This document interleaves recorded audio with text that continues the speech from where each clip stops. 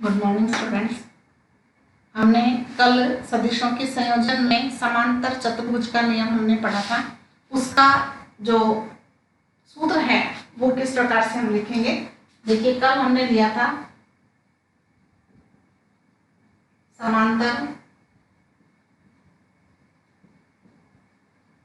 चतुर्भुज का नियम।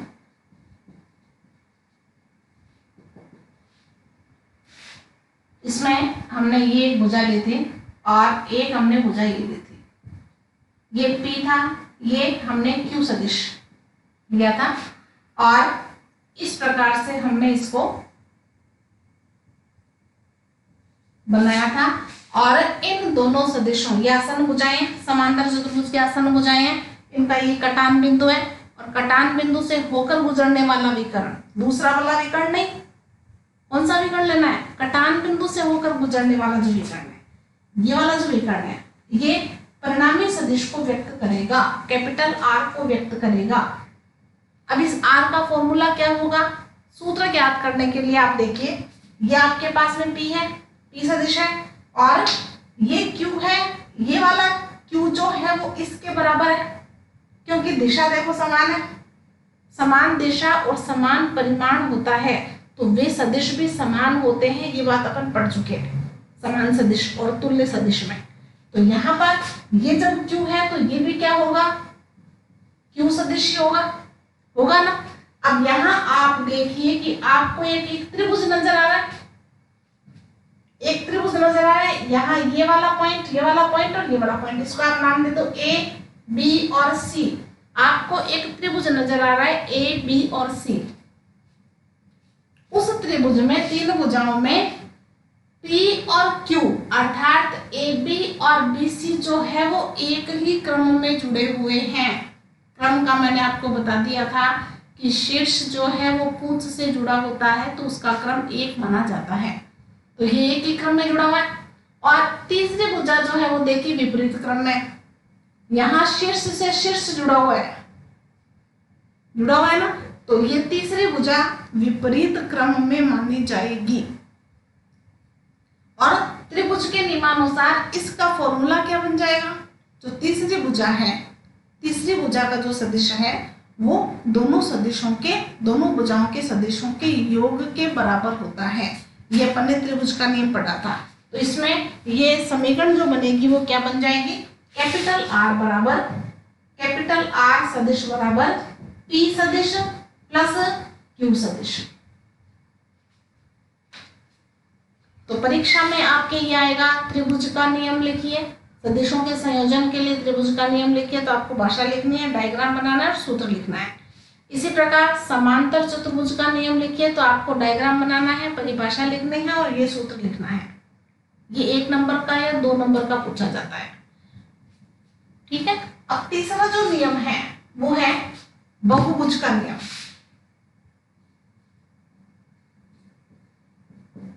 सदिशों के संयोजन का बहुभुज नियम। सदिशों के संयोजन का बहुभुज नियम। बहुभुज नियम में देखिए, बहुभुज बहुत सारी भुजाएं, 4 से ज्यादा भुजा अगर है तो उसको अपन बहुभुज कहते हैं ना।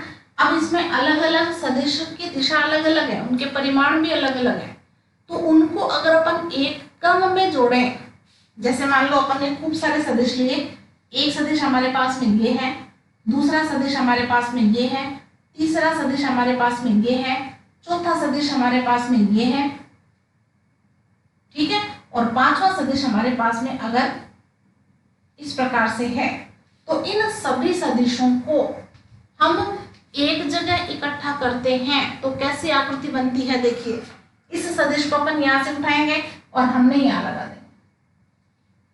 दिया। अगला ये वाला देखिए, जब भी हम किसी भी सदिश को विस्थापित करते हैं, विस्थापित करने का मतलब एक जगह से उठाकर अगर अपन उसको दूसरी जगह ले जाते हैं तब उसके परिमाण में परिवर्तन नहीं करना और उसकी दिशा नहीं बदलनी, दिशा नहीं बदलेंगे, परिमाण नहीं बदलेंगे, और उस सदिश को अपन कहीं भी ले जा सकते हैं। ठीक है, तो यहाँ इस सदिश को हम कहाँ फिट कर देंगे, यहाँ फिट कर देंगे। तो हमने इसको यहाँ लगा दिया, ये दूसरा सदिश आ गया, 2 हो गए। तीसरा ये वाला सदिश है, इस सदिश को हमने यहाँ ले लिया, ये तीसरा सदिश आ गया। चौथा सदिश हमने यहाँ ले लिया, ये चौथा सदिश ले लिया, और ये हमने 5वां सदिश ले लिया। ये मान लो P है, ये Q है, अपन ABCD ले लेते हैं। ये A है, ये B है, ये C है, ये D है, और ये E है। इन सभी सदिशों को हमने इस क्रम में ऐसे जोड़ दिया, एक ही क्रमिक रूप से, एक ही क्रम में हमने जोड़ दिया। एक क्रम का मतलब वही बात, शीर्ष से पूंछ जुड़ी हुई है, तो क्रम सेम माना जाएगा।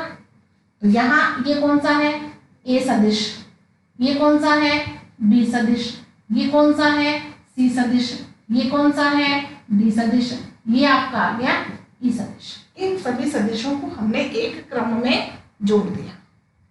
ठीक है, अब इस बहुभुज को बंद करने वाला जो सदिश होगा, अब इसको बंद तो करना पड़ेगा ना, देखो खुला है, यहाँ से खुला है ना, तो इसको बंद करने वाला जो सदिश होगा उसका क्रम कैसा होगा, विपरीत होगा, और वो परिणामी होगा। यह आप हमेशा ध्यान रखें, परिणामी सदिश का क्रम हमेशा अन्य सदिश के क्रम से विपरीत होता है।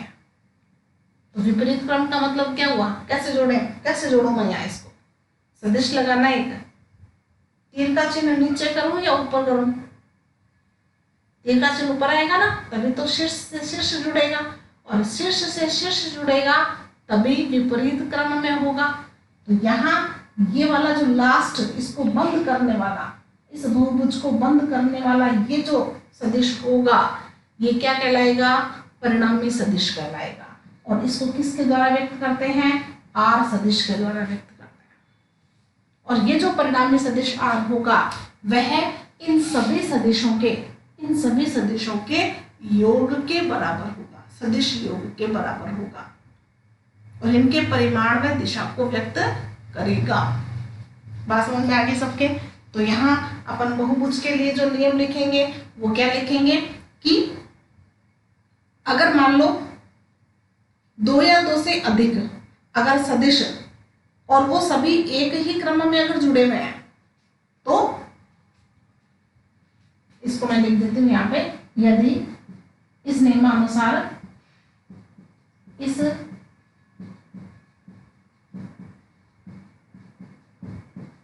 नियमानुसार 2 या 2 से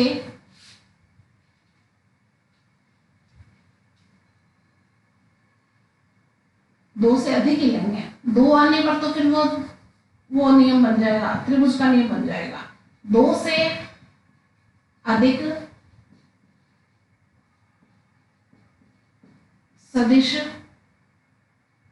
सदिशों का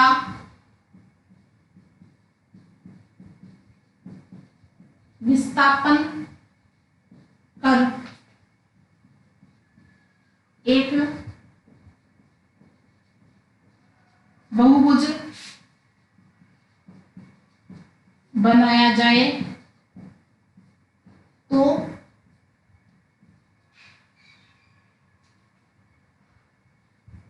सदिशों का एक ही क्रम में विस्थापन कर, सदिशों का एक ही क्रम में, क्रम एक होना जरूरी है, का एक ही क्रम में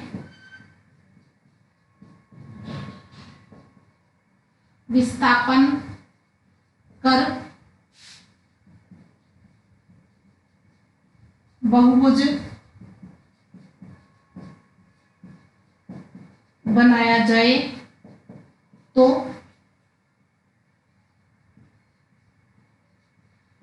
बहुभुज को बंद करने वाला सदिश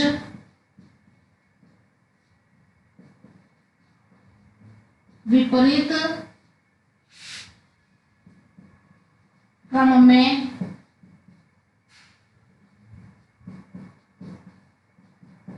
सदिशों के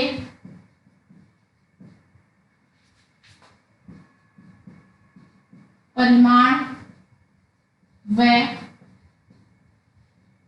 दिशा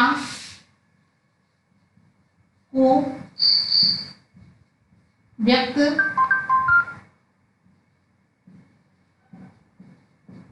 करता है।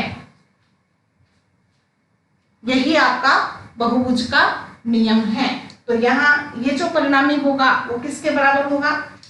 कैपिटल आर सदिश बराबर ए सदिश प्लस बी सदिश प्लस सी सदिश प्लस डी सदिश और प्लस ई सदिश।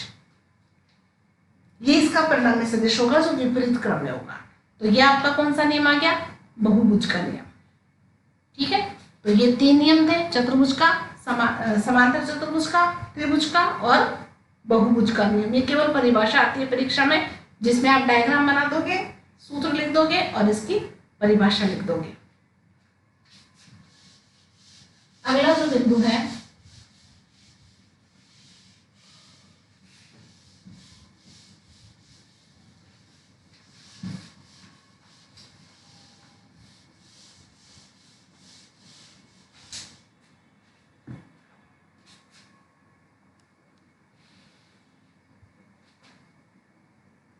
गणितीय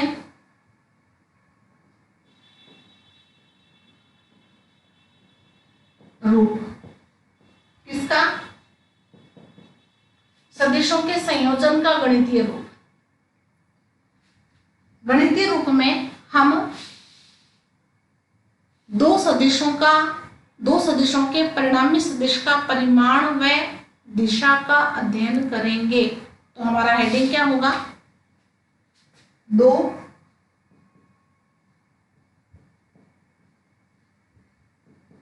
सदिशों के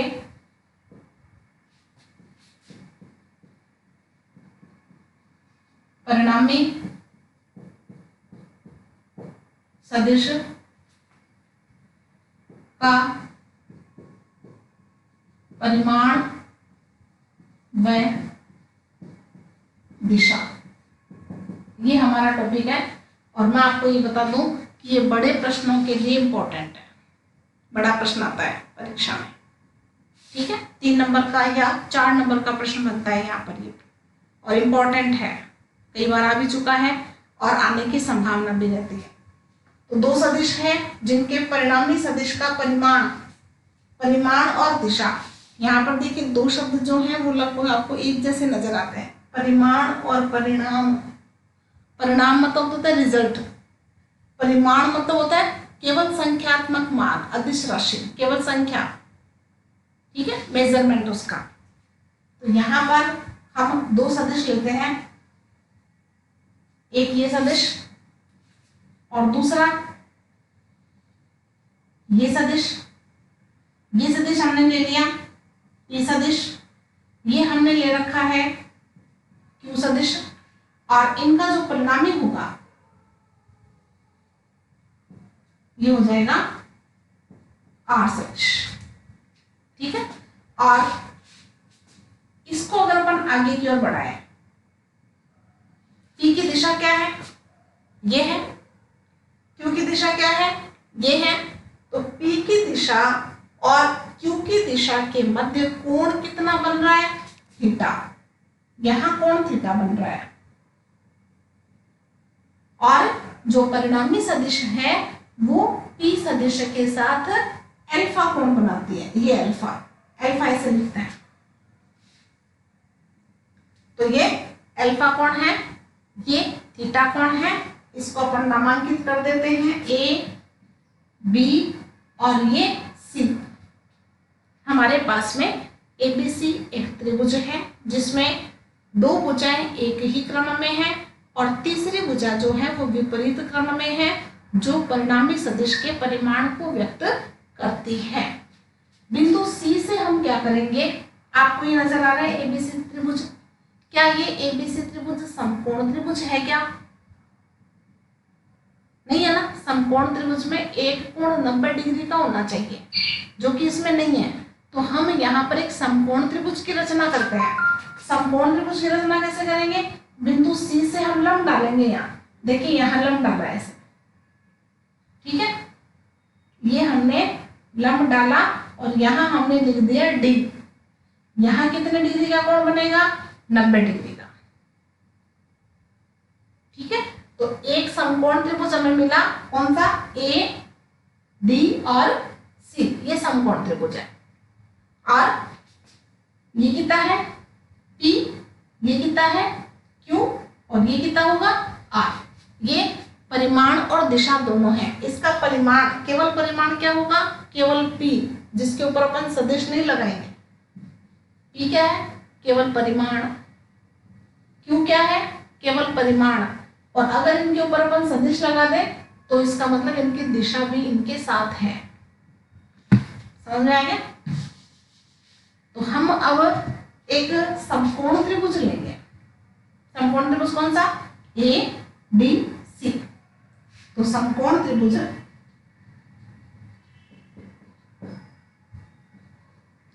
ए, डी, सी में